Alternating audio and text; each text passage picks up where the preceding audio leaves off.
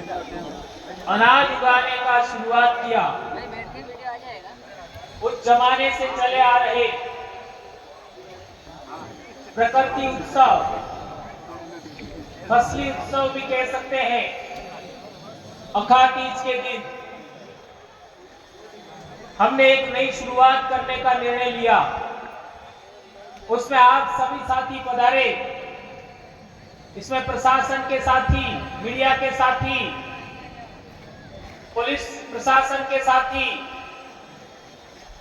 और महाराष्ट्र से पधारे हमारे भाई, गुजरात से पधारे हमारे भाई, मध्य प्रदेश के विभिन्न जिलों से आए साथी और हमारे राजस्थान से भी कई साथी यहां पर आए। आज का दिन हमारे समाज के लिए कितना महत्वपूर्ण है यह विभिन्न साथियों ने बताया। आज का दिन एक भी गांव ऐसा खाली नहीं है जहां विवाह नहीं है। एक भी गांव ऐसा खाली नहीं है जहां विवाह नहीं है। यह हम बात जानते हैं क्योंकि हर एक साल ऐसा होता है। और आज के दिन में एक भी घर ऐसा खाली नहीं है जहां खेती बाड़ी से संबंधित पूजा नहीं होती है, आपका शुरुआत नहीं होती है खेती बाड़ी की। हर एक घर के अंदर ये जरूरी है। इसके बावजूद भी हमने आज का ही दिन क्यों चुना, यह बात बेहद जानना समझना जरूरी है। मानगढ़ पर हम लोगों ने 17-18 मई को आदिवासी परिवार का शुरुआत किया था, तो आज हम लोग यहाँ हैं, इतने भी लोग नहीं थे। लेकिन आज देखो आदिवासी परिवार का डंका कहां कहां बज रहा है। अभी 4 मीटिंग हो गया है। आदिवासी परिवार की व्यवस्था के अकॉर्डिंग ही देश भर के सभी संगठनों का अलायंस बन रहा है और 30 संगठनों का अलायंस पूरा हो गया है, 30 संगठनों का। और आने वाले समय में 13 जुलाई को राजस्थान में मीटिंग है। पश्चिमी भारत के जो बचे हुए संगठन हैं उनको भी जोड़ दिया जाएगा। ये आदिवासी परिवार के नेतृत्व में इतना बड़ा काम हो रहा है हमारी आइडियोलॉजी के अनुरूप। उसमें हमने बात रखा कि कोई भी व्यक्ति प्रमुख नहीं होगा, कोई भी अध्यक्ष नहीं होगा, सब अपने अपने संगठन को जिंदा रखना है, किसी को भी खत्म नहीं करना है। हाँ, हम एक जगह एक जगह पर बैठेंगे, कोई प्रमुख नहीं होगा। उस बात को एक्सेप्ट किया गया। जिस तरीके की आदिवासी परिवार की व्यवस्था है, आदिवासी परिवार कोई संगठन नहीं है, इसका कोई अध्यक्ष नहीं है, उसमें जो व्यवस्थाएं हैं वही बात हम लोगों दूसरे लोगों के सामने साझा किया और उन लोगों ने इस बात को एक्सेप्ट किया, माना। तो इसी तरीके की बातें हम लोग पूरे देश भर में हमारे समाज के लोग हैं इसको एक्सेप्ट कर रहे हैं, स्वीकार कर रहे हैं और आगे बढ़ रहे हैं। इसके लिए जिम्मेदार या फिर आप सबका योगदान रहा है। भील आदिवासियों का इतना बड़ा कार्यक्रम पूरे इलाके में पिछले 10 साल में हुए।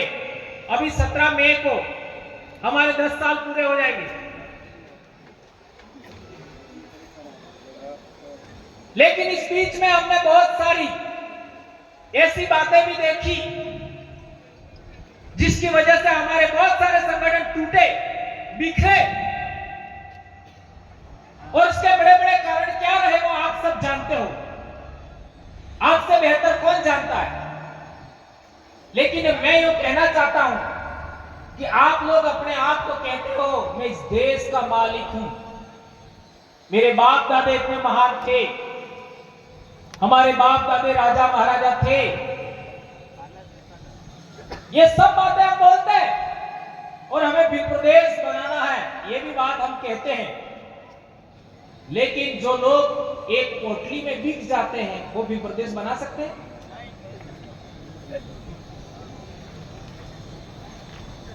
यहां पर जो बैठे वो एक पोटली में बिकने वाले कौन हो? कौन कौन हाथ ऊंचा करो तो एक भी नहीं खड़ा करेगा। लेकिन हकीकत क्या है ये बात समझना जरूरी है।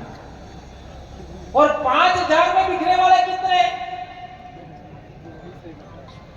तो तो एक भी हाथ ऊंचा नहीं करेगा। हकीकत क्या है? तुम वो महान लोग हो कि हमारे राजस्थान में भी तुमने लेटर पेड चलाया। दक्षिणी राजस्थान के लोग अंग्रेजों के गुलाम नहीं बने, मुगलों के गुलाम नहीं बने, रजवाड़ों के गुलाम नहीं बने, तो तुम्हारे लेटर पेड से डर जाएंगे क्या? टाइम टाइम फीस हुआ नहीं हुआ? मेरे कहने का मतलब यह है, हमारे पास एक विजन होना चाहिए, एक उद्देश्य होना चाहिए, हम क्यों काम कर रहे हैं, ये बात जानना समझना जरूरी है। कई लोग तो धर्म को लेकर के इतने सेंसिटिव है कि धर्म से ही रोटियां मिलती है। ऐसा हर एक धर्म का मालिक आदिवासी नहीं है, कोई और है, गैर आदिवासी है, फिर भी मरे जा रहे हैं। मुझे एक बात बताइए, आज के दिन हल की पूजा, आज के दिन हमारे दोहरोकई इन्हीं पूजा, आपका बेलों की पूजा, अनाज की पूजा, आज के दिन कौन से धर्म वाले ने किया बताओ मेरे को? किसी ने किया क्या? जब नहीं किया, आदिवासियों ने ये अनुष्ठान किए, ये पूजा पद्धति संपन्न की, दूसरों ने नहीं किया, तो हम उस धर्म के कैसे हुए? ये बात जानना समझना जरूरी है। और कई सारे लोग तो ऐसे हैं कि ये तो उस संगठन का कार्यक्रम है। मुझे बताओ, आदिवासी परिवार का बिल प्रदेश मुक्ति मोर्चा संगठन नहीं कह सकते हो, ये एक सामाजिक यूनिट है। बिल प्रदेश विद्यार्थी मोर्चा संगठन ना होकर के एक यूनिट है, इकाई है। बिल प्रदेश युवा मोर्चा कोई संगठन नहीं है, इकाई है आदिवासी परिवार का, लोगों को जोड़ने का तरीका है। बिल प्रदेश महिला शक्ति ये भी संगठन नहीं है, लोगों को जोड़ने का तरीका, इकाई है आदिवासी परिवार का। अभी हम लोगों ने अनुसूचित क्षेत्र आरक्षण मोर्चा बनाया, वो भी संगठन नहीं है, ये भी सामाजिक इकाई है। अभी एक और हम लोग बना रहे हैं, आदिवासी संस्कृति रक्षण समिति, वो भी कोई इसका कोई अध्यक्ष वगैरह नहीं है, मात्र संयोजक होते हैं। अब ये जितने भी नाम लिए, उनमें किसी का कोई अध्यक्ष है क्या? किसी का कोई अध्यक्ष नहीं है। ये बात हम लोगों ने हमारे इलाके के लोगों को समझाया, इतना बड़ा काम हो गया, इतने बड़ी संख्या में लोग जुड़ गए, लाखों लोग। अब आपका तो क्या है, एक संगठन के 8-8, 10-10 तो प्रदेश अध्यक्ष है, 5-7 तो जिला अध्यक्ष है। अध्यक्षीय प्रणाली आदिवासियों के लिए घातक है, ये बात नोट कर लीजिए। अध्यक्षीय प्रणाली आदिवासियों की नहीं है, काउंसिल प्रणाली आदिवासियों की है। सभी लोगों की इच्छाओं को महत्व देने वाली काउंसिल सभा, उसमें जो राय बनती है उसको आगे बढ़ाइए। और आपके मध्य प्रदेश में तो ऐसी भी बातें हमको सुनने मिलती है, कहां आदिवासी लिखा है, हम तो जनजाति है, आदिवासी है ही नहीं, ऐसे भी कई लोग तो बोल देते। अब सवाल पैदा होता है कि क्या आपने 5 जनवरी 2011 का सुप्रीम कोर्ट का जजमेंट पढ़ा? उसके अंदर क्या लिखा है? ये जजमेंट लाया हूं, इसके अंदर देख लीजिए।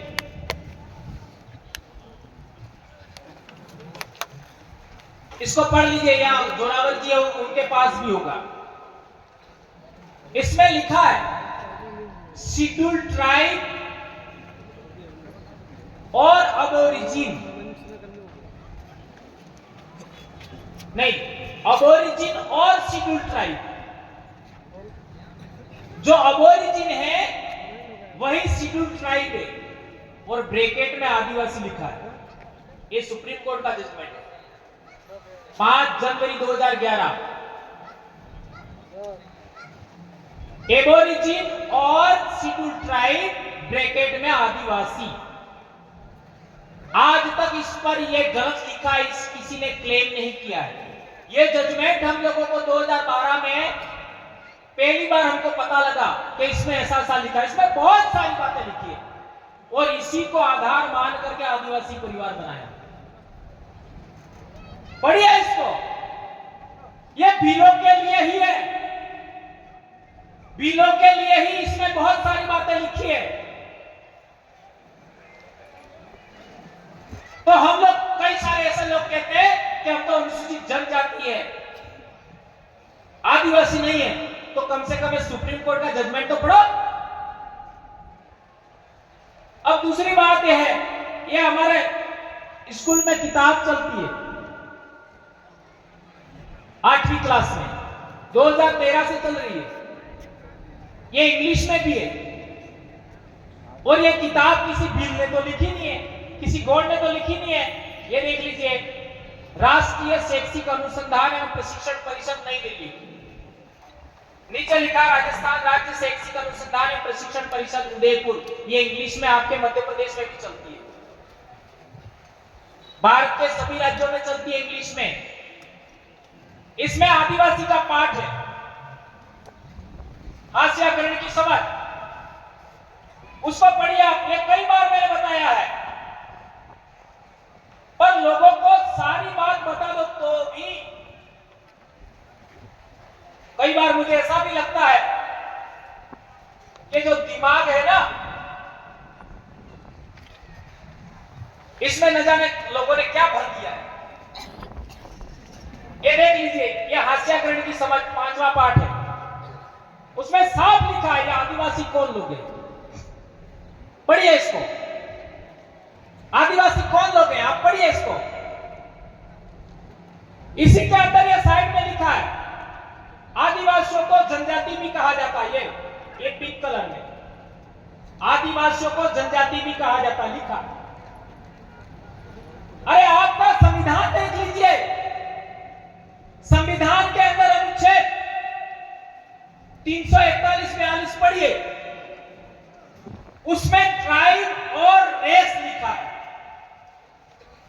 ट्राइब और रेस, यानी जो ट्राइब है वो रेस है, नस्ल है। और ये बात प्रूव करनी है तो तुम्हारी नाक और दूसरे समाज की नाक मिलती है क्या? तुम्हारी एक कपाल है, वो दूसरे लोगों से मिलती है क्या? नहीं मिलती है। तुम्हारी एक भौहें हैं, ये भी दूसरे लोगों से मिलती नहीं है। जांच कर लो, होठ नहीं मिलेगा, आंखों का रंग नहीं मिलेगा। ये बात समझिए, तुम लोग कोई बाहर से आए हुए लोग नहीं हो, ये सुप्रीम कोर्ट का जजमेंट बोल रहा है। भारत देश 10,000 साल से इमिग्रेशन नेशन है, इमिग्रेंट्स नेशन है, ऐसा सुप्रीम कोर्ट ने बोला, मैं नहीं बोल रहा।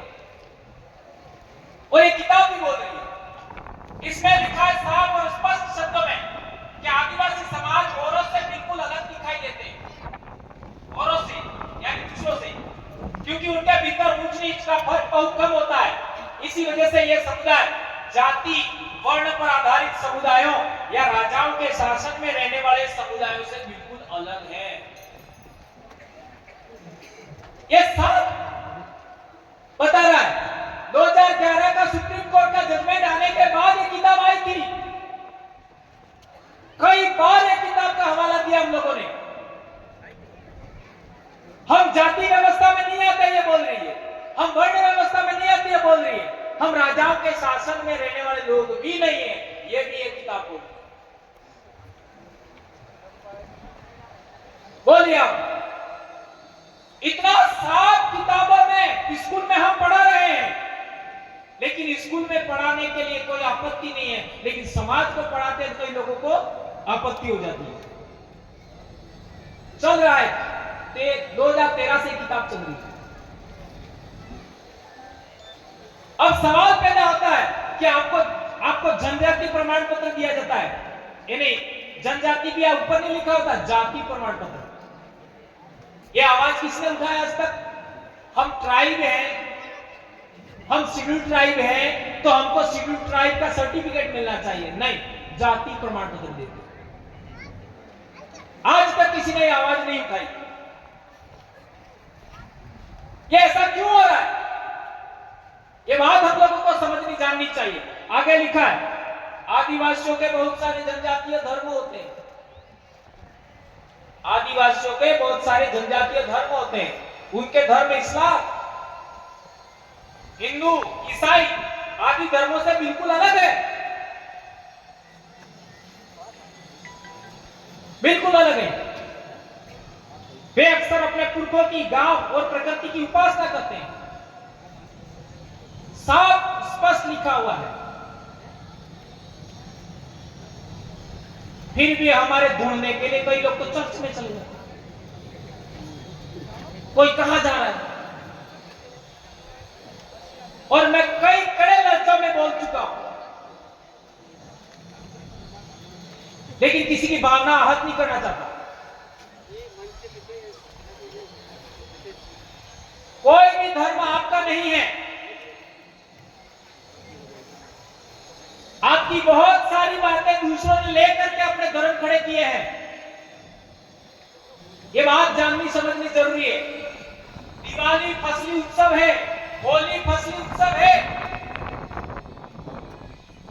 वाड़ी जवारा फसली उत्सव है, और ये हमारे बाप दादाओं की देन है। अखातीज फसली उत्सव है, ये हमारे बाप दादाओं की देन है, किसी धर्म का नहीं है। उन लोगों ने कथा कहानियां बना करके हमसे छीना है। हमारी ओरिजिनल संस्कृति, भारत भूमि की ओरिजिनल संस्कृति हमको समझना पड़ेगा। ये जितने भी देव स्थानक हैं, जितने भी देवी देवता हैं, उसमें भी बहुत सारे देवी देवता हमारे पूर्वज हैं। इनको भी हमारी बातें आज रखने का समय नहीं है। एक और किताब था, ये वाला 9th क्लास में चलता है, 9वीं क्लास में हमारे राजस्थान में, उसमें साफ लिखा है, ये भील विद्रोह नाम का चैप्टर है, जिसको वे अंग्रेजों के आगमन तक स्वतंत्र जीवन व्यतीत कर रहे थे। यानी अंग्रेजों से पहले भील गुलाम नहीं थे। ये किताब बोली, भील गुलाम नहीं थे। आगे बोल रहे हैं, तथा 1818 के पश्चात इनके ऊपर स्थापित आदिवासी व अर्ध औपनिवेशिक नियंत्रण ने उन्हें विद्रोह के लिए बाध्य किया। यानी हमारी गुलामी जो हुई, हमारे बाप दादाओं ने के साथ में जो गलत व्यवहार हुआ, वो 1818 के बाद हुआ। ये किताब बोलती है, और ये भी मैंने नहीं लिखी है, न किसी आदिवासी ने लिखी है, और इसमें बहुत सारी बातें लिखी है। भीलों ने अपने इस परंपरागत अधिकारों को छोड़ने से इनकार करते हुए अंग्रेजों के विरुद्ध विद्रोह किया। इसमें यह बात भी लिखा है। 1818 के बाद ही सारे आदिवासियों के आंदोलन हुए। ये सब चीजें इसमें अंदर लिखा है, आप इसको पढ़ सकते हो। और एक इंपॉर्टेंट बात है, ये 7th क्लास में किताब है, इसमें भी जनजाति का पार्ट है, 7वीं क्लास।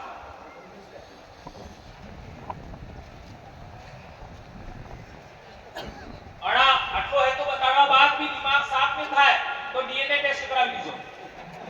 मारे कालिया ने कहीं पड़ती नहीं।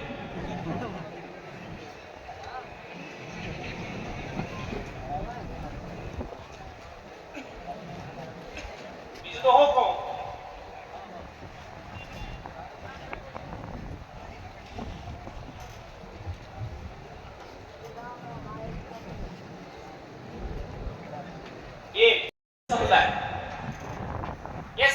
और ये किताब भी 2013 से चल रही है। इसमें साफ लिखा है, उपमहाद्वीप के कई समाज ब्राह्मणों द्वारा सुझाए गए सामाजिक नियमों और कर्म कांडों को नहीं मानते थे, और न ही वे कई असमान वर्गों में विभाजित विभाजित थे, अक्सर ऐसे समाजों को जनजातियां कहा जाता है। ये साफ लिखा है। जनजाति भी कौन है? जनजाति कोई आदिवासी का है 8वीं की किताब में, और इसमें जनजाति किसको कहते हैं ये भी साफ लिखा है कि हम परंपरागत रूप से किसी भी स्थापित समाज या किसी भी प्रभावशाली समाज के परंपरागत नियमों को नहीं मानते। क्यों? क्योंकि हमारे अपने नियम हैं, हमारी अपनी परंपराएं हैं, हमारी अपनी संस्कृति है, उसको हम मानने वाले लोग हैं, इसलिए जनजाति है। और आप जिसने भी आपका समाज मानव शास्त्र पढ़ा उनको पता होगा कि जनजाति वे ही है जिसकी अपनी बोली होती है, जिसकी अपना संस्कृति होता है, जिसका अपना इलाका होता है, जिसका अपना समाज व्यवस्था होता है, जिसका अपना धर्म होता है, वो जनजाति कहलाता है। ये बात हम लोगों को जानना समझना बहुत जरूरी है।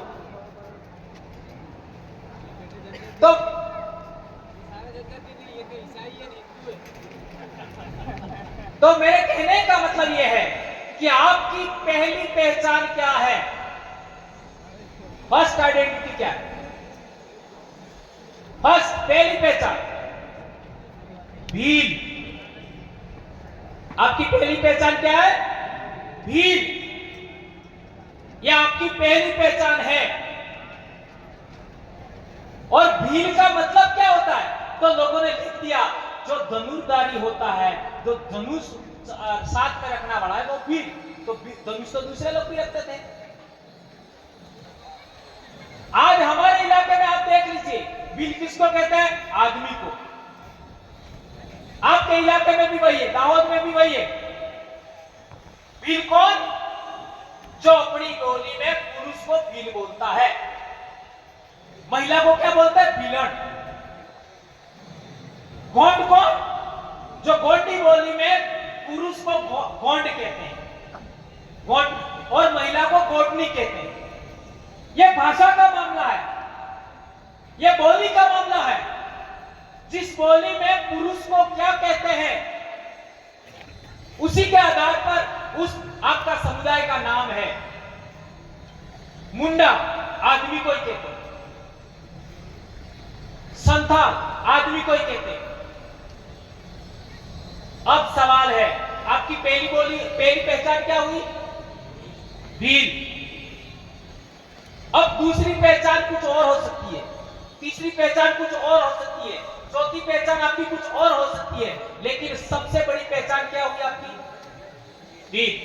जब आपने ये पहली पहचान छोड़ दी तो आपका क्या होगा? यहां डामोर है,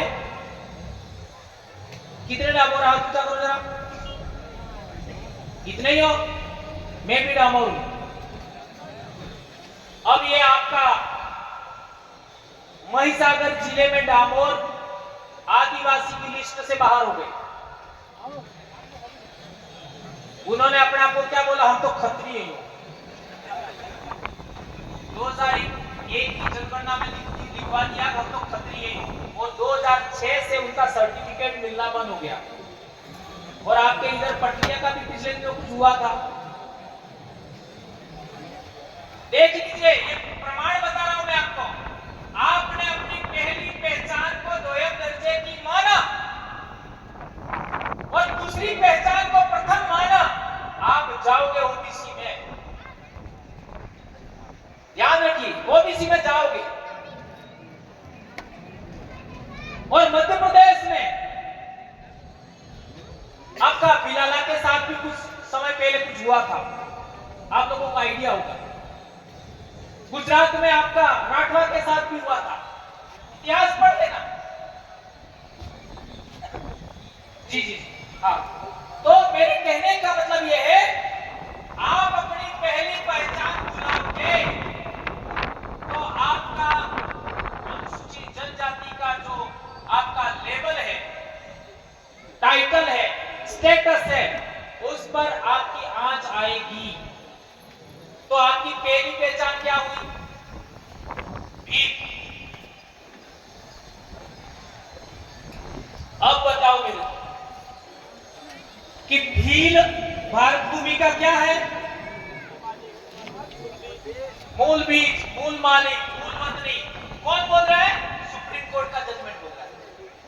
इसमें लिखा है indigenous people, aborigine people, original inhabitant of India, native people, scheduled tribe और आदिवासी, ये सब चीजें इसमें लिखा है। और इसी को आधार मान करके हम लोगों ने आज तक ये काम कर रहे हैं। अब सवाल पैदा होता है कि आप लोगों ने बिल के अलावा दूसरा टाइटल अपना लिया तो क्या होगा? सोचो।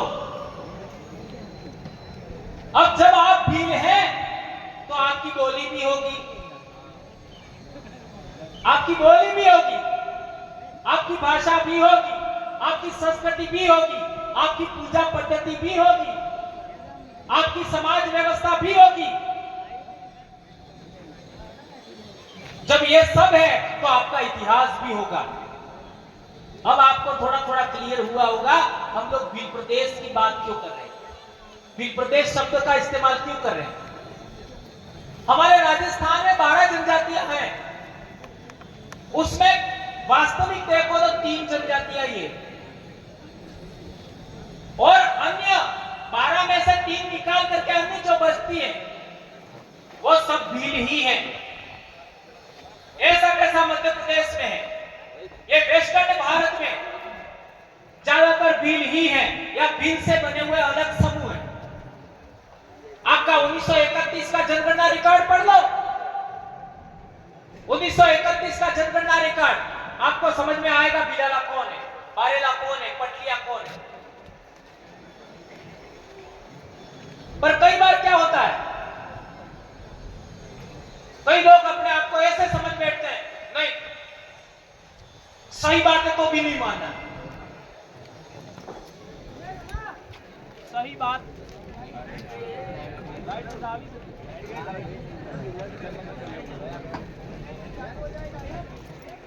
हमारे समाज में सब कुछ सही है तो भी नहीं मानना, तो उनके दिमाग का क्या करना चाहिए आप लोग सब समझ सकते हो। मेरे कहने का मतलब यह है कि समाज को सही दिशा में सही जानकारी देते हुए आगे बढ़ाना होता है। एक इंपॉर्टेंट बात जो आपके बीच में मैं कहना चाह रहा था कि हमारे पूर्वज क्या अंग्रेजों के सामने झुके? हाँ या ना तो करो। हमारे पूर्वज अंग्रेजों के सामने नहीं झुके, बराबर है? क्या हमारे पूर्वज मुगलों के सामने झुके? नहीं झुके। क्या हमारे पूर्वज रजवाड़ों के सामने झुके? नहीं झुके। मराठों के सामने भी नहीं झुके। और आज पीछे पीछे पूछ हिला रहे, 75 साल में क्या हालत बना दिया तुम्हारा।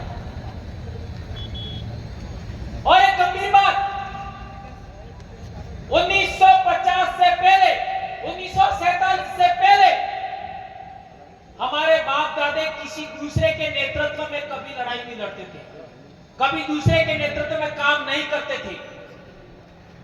सारी लड़ाइयां उस जमाने की आप याद कर लीजिए, इतिहास पढ़ लीजिए। और आज हमारे लोग इन 75 साल में अपने नेतृत्व में काम नहीं करना चाहते, दूसरों के सहारे से आगे बढ़ना चाहते। ये गुलामी कैसे आई, ये बात समझना जरूरी है। और एक इंपॉर्टेंट बात, जब हमारे पूर्वजों को अनाज नहीं मिलता था, परेशानियां थी, उस जमाने में भी हमारे पूर्वज कभी भी भीख नहीं मांगा। मांगा क्या? नहीं मांगा। और आज चुनाव के टाइम में कोठरियों की भीख मांगते हो नहीं? 1000-2000 रुपए की भीख मांगते हो नहीं? ये तुम्हारे समाज की नस्लों को, तुम्हारे बच्चों को, तुम्हारे युवाओं को कौन सी दिशा में ले जाया जा रहा है? ये बात समझना जरूरी है। और एक इंपॉर्टेंट बात, ये भी बात सच है, जैसे मैंने किताब में बताया था कि 1818 के बाद हमारे कुछ लोग गुलाम बने, कुछ लोगों ने लोगों का घर पे मजदूरी किया, कुछ लोगों ने उनके आश्रय अपने आप को चलाना शुरू किया, लेकिन 100% आदिवासी या भील कभी गुलाम नहीं बना, कभी नहीं बना। इसलिए हम लोग ये कहना चाहते हैं, जो 100% हमारे समाज का जो पॉइंट है, जो बातें हैं, उन्हीं को आगे बढ़ाना। जैसे उदाहरण देता हूं, आपके इधर विवाह होता है, मैं बहुत गंभीर बात समझा रहा हूं। आपके इधर विवाह होता है तो क्या करते हैं, ने से दाडूनी मिले, अनामाते एक कड़जा को मिले, एक लोटा को मिले है, तो मैं केरा फरे ना सुनकर महुए का अर्थ पहले रखते हैं कि पानी,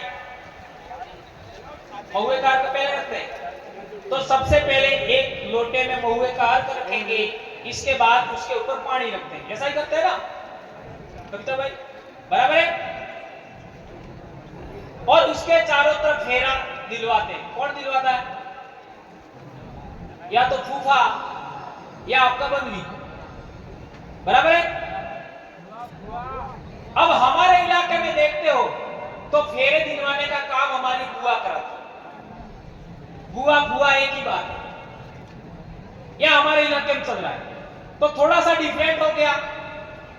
लेकिन हमारे इलाके में भक्ति आंदोलन चले, संत सुरमाल महाराज से पहले मापजी महाराज, मापजी महाराज के बाद में संत सुरमाल महाराज, संत सुरमाल महाराज के बाद में गोविंद गुरु, गोविंद गुरु के बाद भी बहुत सारे हमारे संत हुए। उन लोगों ने भक्ति आंदोलन चलाने की वजह से बीच में आज की तारीख में हम लोग भी नारियल का हवन करते हैं। ये थोड़ा सा डिफरेंट हुआ नहीं हुआ? अब सवाल पैदा होता है, ओरिजिनल क्या है? ओरिजिनल क्या है? जो रतलाम, झाबुआ, अलीराजपुर में होता है वो ओरिजिनल है। समझ में आया? तो वो हमको सीखना पड़ेगा। बहुत बड़ी बात समझा रहा हूं, वो हमको सीखना पड़ेगा, क्योंकि हमारा समाज का ओरिजिनल विवाह पद्धति का तरीका आपके पास संरक्षित है, तो वो हमको सीखना पड़ेगा। अब समाज व्यवस्था की बात आती है, हमारे पाल व्यवस्था है, हर एक फड़े का एक कमेटी होगा, 12 फड़ों की एक पाल बनती है, और इस पाल का भी एक कमेटी होगा, और सभी पालों का भी एक कमेटी होगा। इस तरीके होता है, गांव का कमेटी, पाल का कमेटी, पालों का भी कमेटी। हमारे डूंगरपुर में 17 पाले हैं, तो 17 पालों का भी कमेटी होता है। यह समाज व्यवस्था हमारे उधर जिंदा है, आपके इधर थोड़ा कमजोर हो गई है, तो वो आपको सीखना पड़ेगा।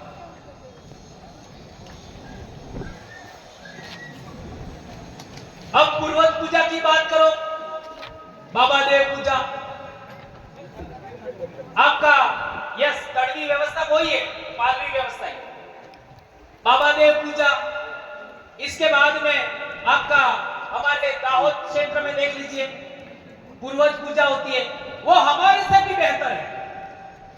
हमारे इलाके में खत्म नहीं हुआ है, लेकिन हमारे से भी बेस्ट है।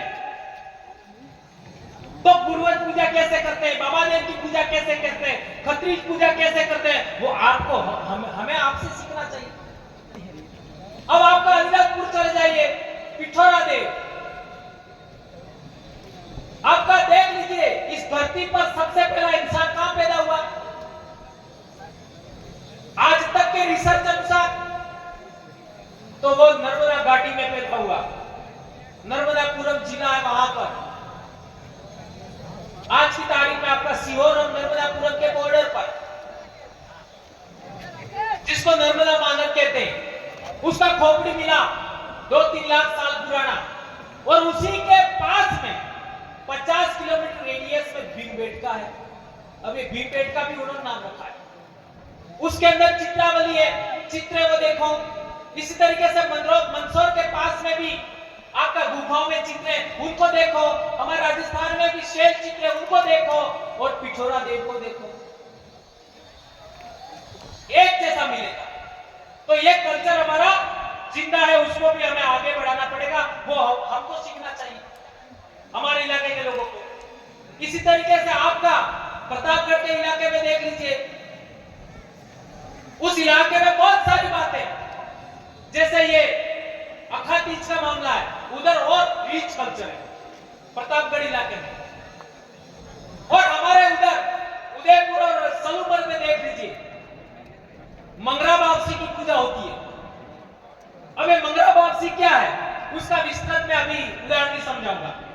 ये सभी बातें पूरे ट्राइबल एरिया में। अब आप साउथ गुजरात चले जाइए, वाघदेव की पूजा होती है, वनदेव की पूजा होती है, कणी कंसारी की पूजा होती है। तो जहां जो कल्चर रिच है उसको हमें सीखना चाहिए, पर हम क्या कर रहे हैं, जो हमारा है ही उसकी ओर जा रहे हैं। इसलिए उनको हम पुनर्जीवित कर सकते हैं और आदिवासी बोली का पुनर्विकास होता है, आदिवासी संस्कृति का पुनर्विकास होता है, आदिवासी धर्म का पुनर्विकास होता है। तो हम लोग आने वाले 50 साल, 100 साल, 500 साल बाद भी हमारी नस्लें आदिवासी ही रहेंगी।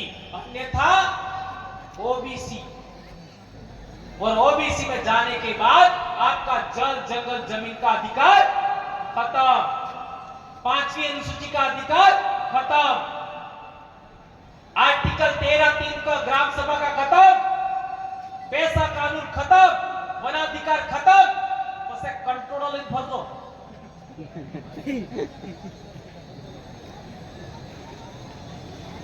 ये हम लोग इतना बड़ा जनजागरण क्यों करें, ये बात समझनी जरूरी है। और एक इंपॉर्टेंट बात कह करके मैं अपनी बात समाप्त करूंगा।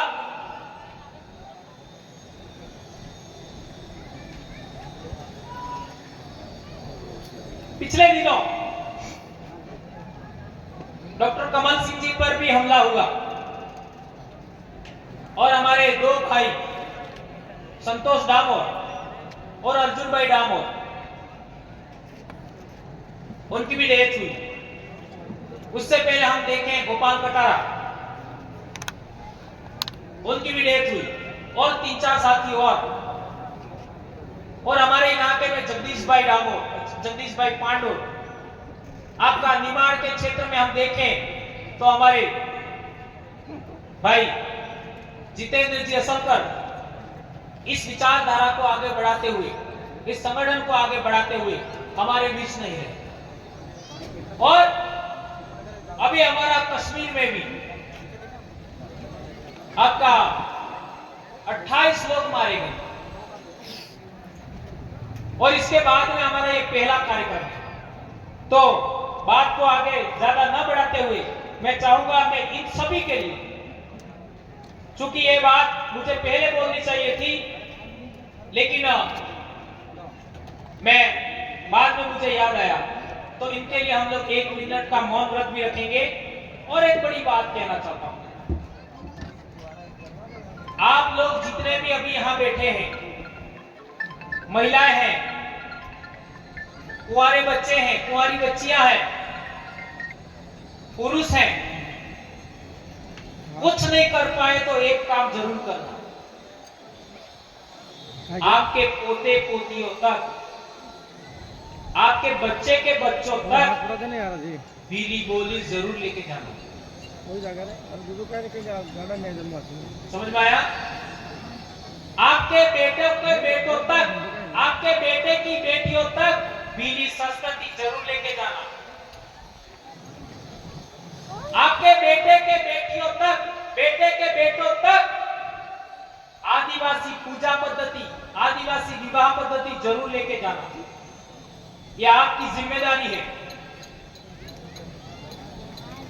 वो इजराइल वाला धर्म, जॉर्डन वाला धर्म, अरब वाला धर्म, ईरान और अनातोलिया वाला धर्म हमारा नहीं है। उसके लिए मरने मत जाना, ये बात ध्यान रखना। और हमारे फसली उत्सव जैसे आपके इलाके में जातर होता है, हमारे उधर लिपण होता है, उधर तितवारिया होता है, आपके इधर सलामणी होता है, उसको भी जिंदा रखना। ये प्रकृति पूजा है, ये फसली उत्सव से संबंधित कामकाज है। हमारे इलाके में बारिश नहीं आती है तो उसकी पूजा का विधान है प्रकृति का। बारिश ज्यादा हो जाती है, बारिश को रोकने के लिए भी पूजा विधान है। फसल पर जीव जंतु कीड़े मकोड़े लग जाते हैं, उनको आपका कम करने के लिए पूजा विधान है, उसको जारी रखना। बाकी ये सारी बातें हमारे पूर्वजों की नहीं है, और आदिवासी इतिहास को भी आगे बढ़ाना। ये बात आप सबके बीच में कहते हुए मैं आपसे आग्रह करूंगा कि आप सभी साथी जहां पर भी हैं एक बार खड़े हो जाएं।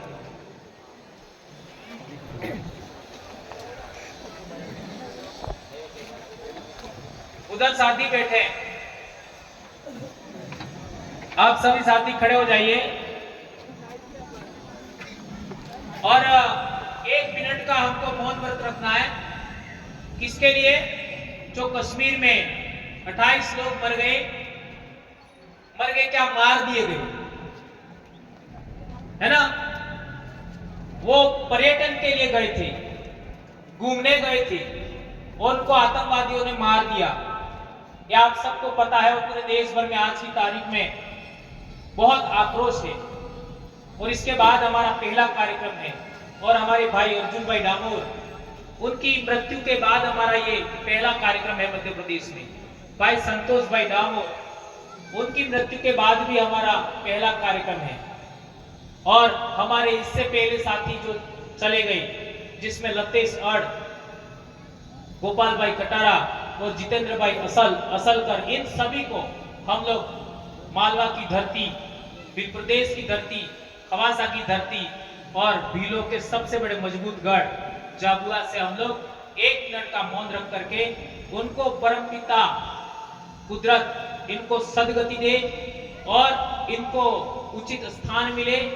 और हम लोग ऐसा मानते नहीं हैं कि इंसान का पुनर्जन्म होता है, लेकिन हम लोग आने वाली नस्लों को, उनके विचारों को आगे बढ़ाने के लिए आज हम संकल्प लेते हैं और प्रकृति शक्ति से कामना करते हैं कि उन परिवारों को और जो हमारे भाई हमारे बीच में न रहे, उनको शांति मिले और प्रकृति शक्ति उनको सद्गति देवे। धन्यवाद।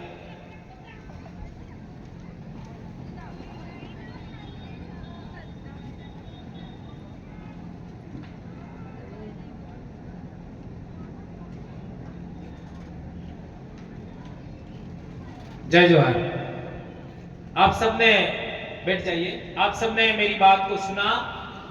जो मैंने बातें कड़क कड़क कही वो आपके लिए कही है, समाज के लिए कही है। किसी को बुरा लगे तो मैं इस जाजम से माफी मांगूंगा, आपसे माफी नहीं मांगूंगा। और जो साथी, हमारे 2 साथी बोलने वाले हैं, कोई भी व्यक्ति इनको सुने बगैर नहीं जाएगा, और जो चला जाएगा उसको मैं हाइब्रिड कहूंगा।